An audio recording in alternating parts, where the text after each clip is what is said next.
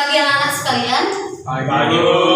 Sebelum kita memulai pelajaran kita, ada baiknya kita berdoa dulu. Silakan Sandro. Bawa kita dalam doa. Jam Carlos saja. Jam Carlos. Silakan.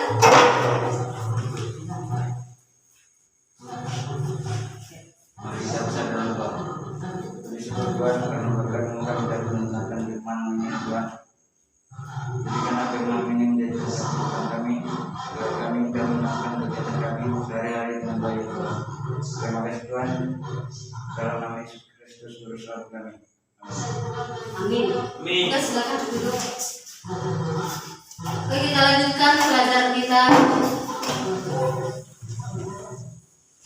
Hari ini judulnya adalah hidup yang dipimpin oleh Roh. Hidup yang dipimpin oleh Roh. Tapi sebelumnya, Ibu absen dulu. Jandri, John Carlos, Hadir Bu. Jaka, Hadir, Bu. Sandro. Hadir, Bu. Oke, berarti semua semua hadir. Jadi hidup yang dipimpin oleh Roh. Ketika kita berbicara tentang Roh, Roh ini bukan Roh yang sembarangan yang kita pikirkan selama ini. Makanya ada terkadang orang mau kerasukan setan. Berarti Roh yang ada dalam dirinya itu bukan Roh dari Tuhan, Roh dari Tuhan. Jadi ketika Roh Tuhan yang ada dalam diri kita, tentunya kita akan mampu membedakan apa yang baik, apa yang buruk. Makanya dikatakan Tuhan pakai suara hati. Sandro, menurutmu apa itu Roh? Apa? John Carlos. Menunjukkan jalan yang lebih bagus. Iya, menunjukkan manusia ke jalan yang lebih bagus, lebih baik. Jadi Roh Tuhan itu tidak pernah mengarahkan atau membimbing manusia itu ke jalan yang tidak baik. Di sini ada 3 tujuan pembelajarannya. Yang pertama bisa kita lihat di situ mengidentifikasi Roh Kudus dalam pengakuan iman gereja. Yang kedua, menganalisis bentuk Roh Kudus menurut Alkitab. Yang ketiga, mengevaluasi siswa supaya hidup dalam kekudusan. Jadi di dalam kekristenan, Roh Kudus itu selalu hadir dalam diri setiap pribadi manusia. Makanya setiap minggu di HKB pun dikatakan ada pengakuan iman rasuli. Ada pengakuan iman rasuli. Makanya dikatakan aku percaya kepada Roh Kudus dengan adanya suatu gereja yang kudus, persekutuan orang kudus, pengampunan dosa dan kebangkitan daging. Jadi peran Roh Kudus dalam kehidupan manusia itu selalu ada. Makanya ketika kamu melawan orang tua, itu apakah itu Roh Kudus? Jadi ketika kamu melawan orang tua, apakah itu Roh Kudus yang hadir dalam dirimu? Tentu tidak. Ketika kita melawan kehendak Allah, kehendak Tuhan, berarti Roh Kudus tidak ada dalam diri kita. Makanya dikatakan di sini Roh Kudus hadir dalam diri kita sebagai pengikut Kristus. Jadi pengikut Kristus itu tentunya orang-orang yang mau melakukan kehendak Tuhan. Jadi makanya dikatakan di sini Roh Kudus dalam diri manusia, artinya Roh yang senantiasa ada di mana saja. Mau kemana pun kita, Roh Kudus itu ada. Dia mengetahui apa yang terjadi dalam diri kita. Dan kemudian di sini dikatakan pekerjaan Roh Kudus itu sangat luas, tidak dibatasi oleh ruang dan waktu. Dan kemudian Roh Kudus itu juga hadir dalam setiap waktu. Dan juga bisa kita lihat juga di sana, contohnya Roh Kudus itu adalah salah satunya adalah penolong. Yang kedua di situ dia katakan Roh Kudus itu menuntun orang ke jalan yang benar. Yang ketiga bahwa Roh Kudus itu menguatkan kita. Makanya Roh Kudus itu tidak pernah membimbing orang ke jalan yang salah. Dia selalu mengarahkan kita ke jalan yang baik. Dan kemudian kita lihat di sini bahwa Roh Kudus itu selalu hadir dari dalam setiap aspek kehidupan. Jadi Roh Kudus menurut Alkitab, ketika di Alkitab juga bisa kita lihat bahwa Roh Kudus ada diceritakan di situ bahwa Roh Kudus itu hadir kepada setiap orang yang percaya kepada Tuhan. Makanya Raja Salomo memiliki hikmat. Hikmat apa yang dia buat?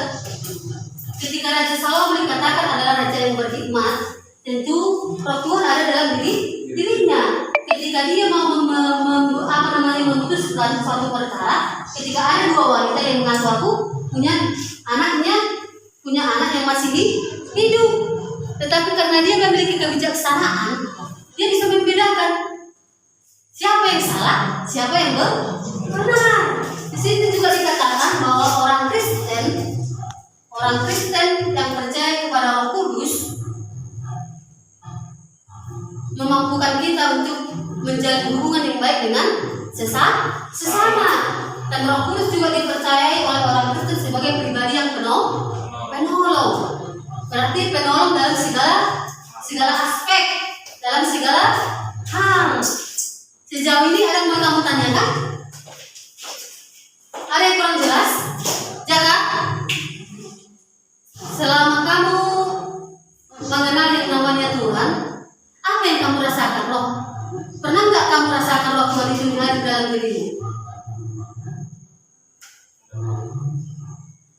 Saat kamu merasakan kehadiran Roh Kudus itu dalam dirimu, apa yang kamu rasakan? Perasaan yang marah kah? Perasaan emosi kah? Perasaan apa yang timbul dalam dirimu? Yang paling utama apa yang kamu rasakan? Perasaan tenang. Perasaan apa lagi? Gembira. Yang kemudian perasaan apa lagi? Damai. Ketika hati kita tenang, hati kita damai, hati kita senang, hidup kita terasa akan indah kan? Terasa nyaman, enak untuk menikmati hidup. Dan kemudian kita lanjutkan di sini. Roh memberikan keberanian. Ketika kita mau menunjukkan apa yang benar, apa yang salah, Roh Kudus itu memberikan keberanian kepada kita. Sama halnya misalnya Jaka, ketika kamu melihat orang mencuri, kamu berani menyampaikan kepada orang lain bahwa seseorang itu mencuri. Itu roh, itu keberanian. Roh memberikan keberanian. Ketika misalnya si Chandri melihat orang melawan orang tuanya, ketika dia tegur orang tersebut, berarti roh Tuhan ada dalam dirinya. Jadi roh Tuhan itu, roh yang ada dalam diri kita itu membimbing kita supaya kita memperoleh keberanian, menyatakan kebenaran. Sama halnya misalnya John Carlos, ketika kamu melihat ada orang misalnya membobol rumah atau merampok orang lain di jalan, ketika kamu melihat itu, lalu apa yang kamu lakukan?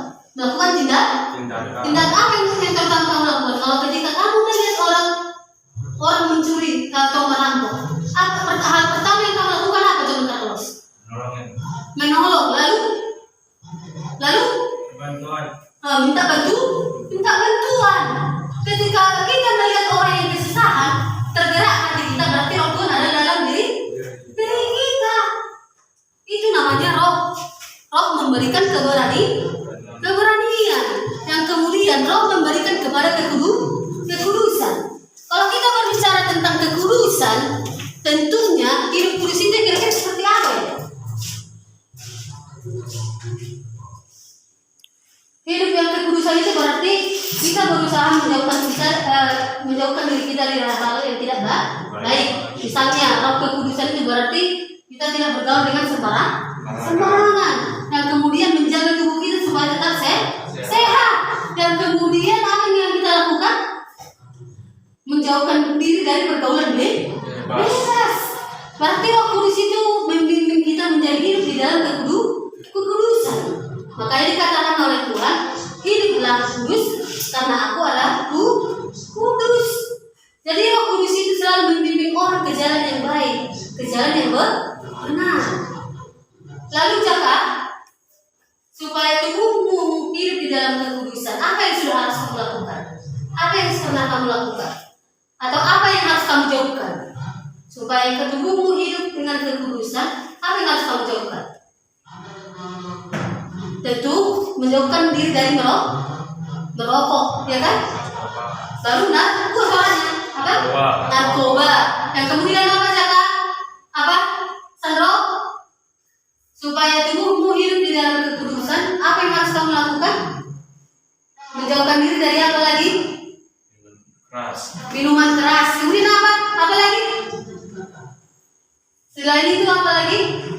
Berarti menjaga tubuh untuk tetap sehat dengan makanan yang bergizi. Makanya dikatakan Roh Kudus memberikan atau mengarahkan orang untuk hidup di dalam kekudusan. Ketika hidup kita di dalam kekudusan, kita akan menjauhkan diri kita dari hal-hal yang tidak baik. Salah satunya merokok, baru memakai narkoba, yang kemudian apa lagi? Minuman keras, dan kemudian apa lagi? Pergaulan bebas. Hal-hal seperti ini harus kita jauhkan dalam diri kita supaya hidup kita hidup di dalam kekudusan. Jangan terlalu terbawa arus dengan teknologi yang ada, sehingga kamu harus menonton film porno yang dapat merusak pikiran. Atau karena kamu lagi-lagi kamu melihat perempuan-perempuan yang seksi, yang badannya serba warna, yang bajunya transparan, itu akan menimbulkan pikiran-pikiran yang tidak baik. Akan berpikiran akan melayang yang untuk arah yang tidak baik. Makanya timbul pemerkosaan, timbul hal-hal yang tidak pantas yang harus kamu pikirkan. Jadi yang mau Tuhan katakan di sini, Roh Kudus mengajarkan kita hidup di dalam kekudusan. Sejauh ini ada yang mau kamu tanyakan?